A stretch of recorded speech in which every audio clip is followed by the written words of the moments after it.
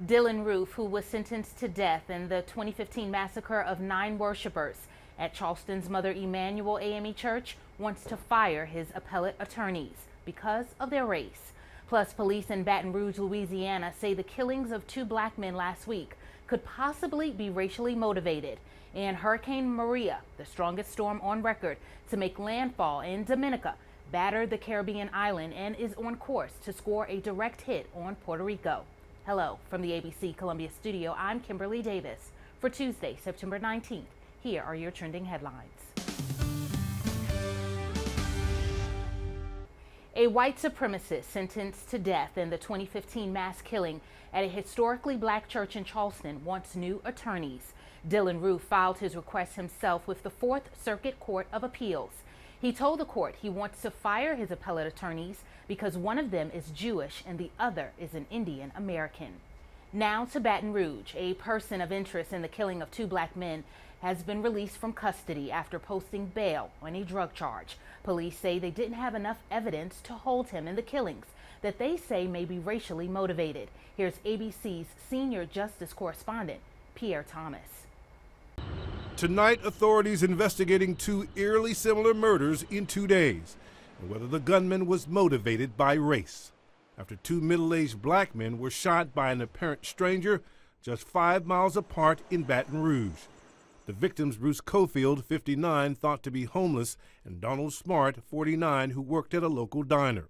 Shell casings point to the same weapon at both crime scenes, and police suggest the killer was cold-blooded, firing from his car, then walking up to the victims and shooting them at close range. There's a guy laying on the ground. He'd been shot multiple times. Donald Smart's family and co-workers shell-shocked. I will love that man till the day that I die. It's mind-boggling for somebody to take a person's life like that. He was a good man. And tonight, police continue to say they're investigating a 23-year-old white male as a person of interest and say it's possible the killings were hate crimes. We're looking at other motives, but that's definitely on the table. Police say the person of interest was driving a car similar to one seen by a witness. But right now, they don't have enough evidence to charge anyone, so the community remains on edge. Pierre Thomas, ABC News, Washington.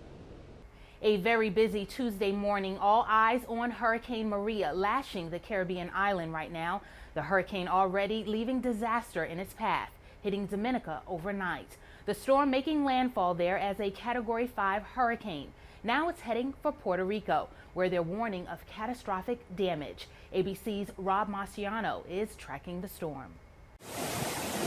Overnight, Hurricane Maria pummeling the tiny island Guadalupe. Winds up to 160 miles per hour and intense rains already causing flooding. Thrashing waters in the neighboring island of Martinique, leaving boats there bobbing violently in the seas. It's crazy. The cell towers are already down. There's no flashlights, there's no batteries. A lot of places are out of water. The island of Dominica totally destroyed after the storm made landfall there as a Category 5. The Prime Minister writing on Facebook, "So far the winds have swept away the roofs of almost every person I've spoken to or otherwise made contact with." This is not a time for heroism. Maria now barreling towards Puerto Rico. People are nervous, scared? Definitely. Residents bracing for landfall. You got to be prepared for at least a week and a half. The rationing of basic supplies like water, milk, and canned goods already beginning.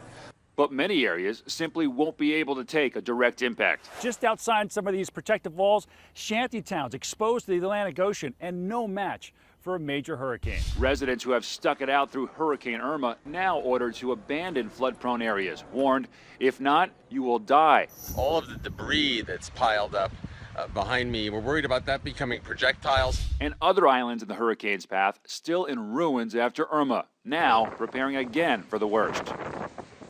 Here in San Juan, Puerto Rico, you wouldn't know it that there's a major hurricane to our south and east about to barrel towards this island later on tonight. The surface picked up a little bit, but other than that, it's business as usual. Even the beach attendant putting out lounge chairs today. And it wasn't until yesterday afternoon they finally started to see people boarding up. There'll likely be a surge that slams into that structure there. But the level of anxiety certainly is lifting this morning from the people we've talked to, and the governor speaking out, admitting that the infrastructure here on the island is poor, and residents that are in poorly built structures or near the ocean need to go tour one of the 450 shelters that are set up here. And certainly after what they've seen coming out of the Leeward Islands, nearly complete destruction in Dominica, Guadeloupe taking the brunt of a Category 4 or 5 hurricane.